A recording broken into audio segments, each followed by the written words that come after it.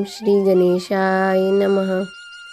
वक्रतुंड महाकाय सूर्यकोटि समप्रभ निर्विघ्नं कुरु मे देव सर्वकार्येषु सर्वदा। माघ मास की चतुर्थी को तिल चतुर्थी और संकष्टी चतुर्थी के नाम से जाना जाता है। संकष्टी चतुर्थी के दिन महिलाएं सुख सौभाग्य, संतान की समृद्धि और सर्वत्र कल्याण की इच्छा से प्रेरित होकर व्रत रखती हैं। पद्म पुराण के अनुसार इस व्रत को स्वयं भगवान श्री गणेश जी ने माता पार्वती को बताया था। आइए तिल चौथ व्रत की कथा सुनते हैं। एक नगर में देवरानी जेठानी रहती थी। जेठानी अमीर थी और देवरानी गरीब थी। देवरानी गणेश जी की भक्त थी। देवरानी का पति जंगल से लकड़ी काटकर बेचता था और अक्सर बीमार रहता था। देवरानी जेठानी के घर का सारा काम करती थी और बदले में जेठानी बचा हुआ खाना, पुराने कपड़े आदि उसको दे देती थी। इसी से देवरानी का परिवार चल रहा था। माघ महीने में देवरानी ने तिल चौथ का व्रत किया। 5 आने का तिल व गुड़ लाकर तिलकुटा बनाया।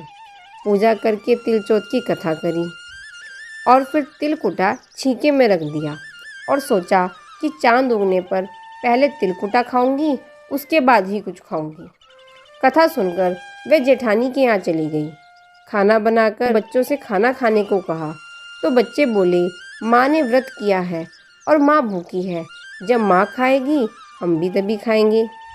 जेठ जी को खाना खाने को कहा तो जेठ जी बोले, मैं अकेला नहीं खाऊंगा, जब चांद निकलेगा तब सब खाएंगे, तभी मैं भी खाऊंगा।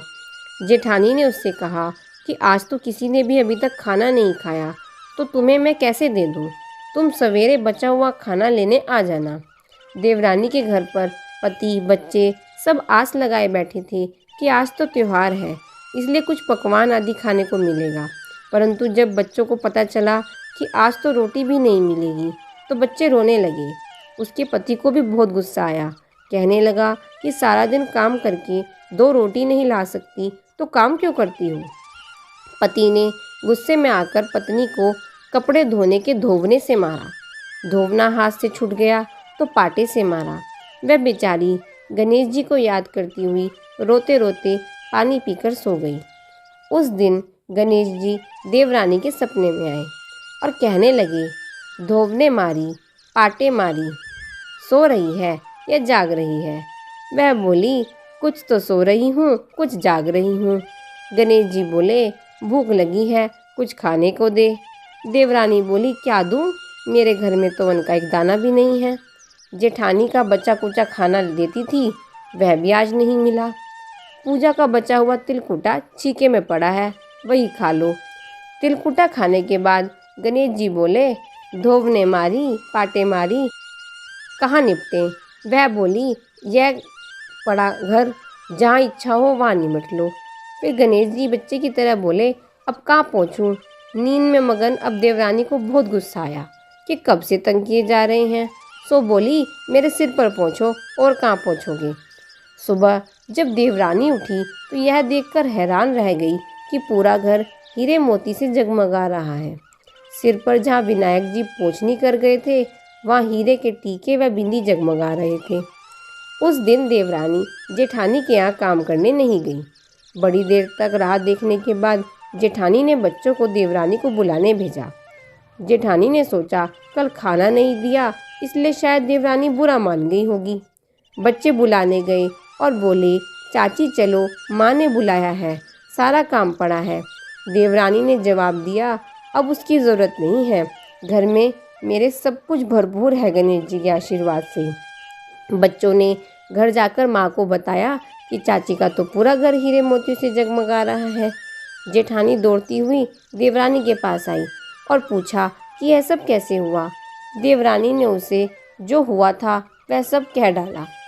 घर लौटकर जेठानी अपने पति से कहने लगी कि आप मुझे धोवने और पाटे से मारो। उसका पति बोला कि भली मानस, मैंने कभी तुझ पर हाथ नहीं उठाया, मैं तुझे धोवने और पाटे से कैसे मार सकता हूँ। वह नहीं मानी और जिद करने लगी, मजबूरन पति को उसे मारना पड़ा। उसने ढेर सारा घी डालकर चूरमा बनाया और छीके में रखकर सो गई। रात को चौथ विनायक जी उसके सपने में आए और कहने लगी, भूख लगी है, क्या खाऊं? जेठानी ने कहा, हे गणेश जी महाराज, मेरी देवरानी के हाथों आपने सूखा सूखा तिलकुटा खाया। मैंने तो छीके में घी चूरमा बनाकर आपके लिए रखा है। फल और मेवे भी रखे हैं, जो चाहे खा लीजिए। बाल स्वरूप गणेश जी बोले, अब निपटे कहाँ?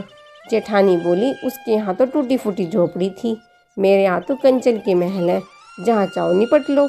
फिर गणेश जी ने पूछा, पोंछूं कहाँ? जेठानी बोली, मेरे ललाट पर बड़ी सी बिंदी लगाकर पोंछ लो। धन की भूखी जेठानी सुबह जल्दी जल्दी उठ गई। सोचा कि घर हीरे जवाहरात से भर चुका होगा, पर देखा तो पूरा घर गंदगी फैली हुई थी। तेज बदबू आ रही थी। उसके सिर पर भी बहुत सी गंदगी लगी हुई थी।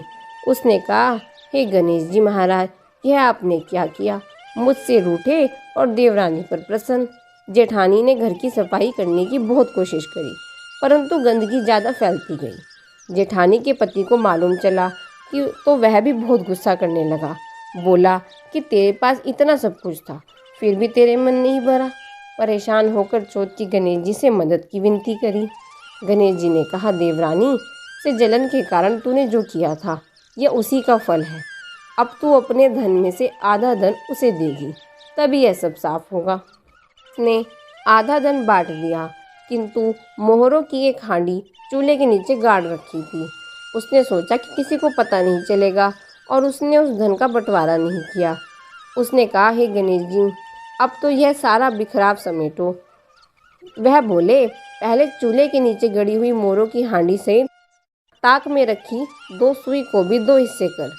इस प्रकार गणेश जी ने बाल स्वरूप में आकर सुई जैसी छोटी चीज का भी बंटवारा किया और अपनी माया समेटी।